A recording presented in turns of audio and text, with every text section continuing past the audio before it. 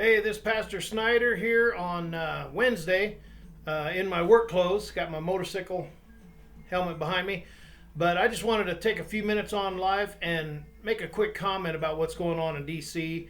It looks like some agitator led some people into the Capitol.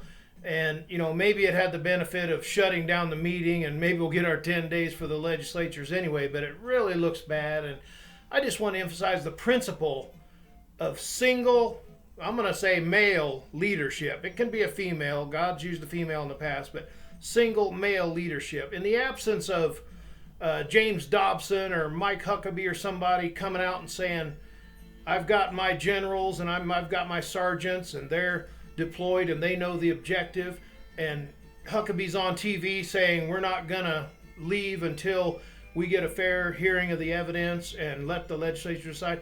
In the absence of male individual leadership that has an organization, God raises up a leader all through history, and it's the responsibility of the people to follow a nationally recognized leader. It's doomed to fail. Or if it does succeed, a million people stay in D.C., what is going to be another Chaz or something?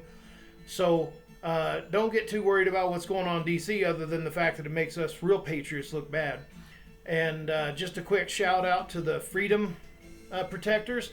We've now rebranded as the United States Patriot Movement, and we still have our structure. Chad McLaughlin is the head of Montana and some others, good men. And we know our structure and we follow protocol. So if we ever had a real emergency where we needed to show up at a location, have an objective, and deal with the press and negotiate or whatever, it goes through leadership. And what's going on now is just a frenzy. So I hope that the masses of people don't follow whoever might have been infiltrated and snuck in, or maybe some excited patriots who, got really disappointed. So we don't know yet. But God raises up a leader. If he's giving you a pastor or a 3%er leader, listen to them. They bear responsibility on their shoulders. They're not just going to send a bunch of people into harm's way with no objective and no message. No outline of a month out or 6 months out or funding, these type of things. So just want to say shout out, God bless America. We went through 2 terms of Clinton, and Bush v. Gore, we didn't have protests and these type of things. We think the tribulation is right around the corner, but it's been worse in history, and certainly other countries are putting up with a lot worse than America.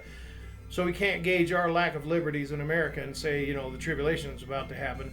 So keep on voting. Show up at your city commissioners meetings. Go to your state capitol. Support people in law enforcement and be part of the process. God bless y'all. Hope you're in church tonight somewhere. If you're in Lewistown, we have some awesome missionaries tonight going to Uganda, Jordan, and Alicia Kareki. God bless.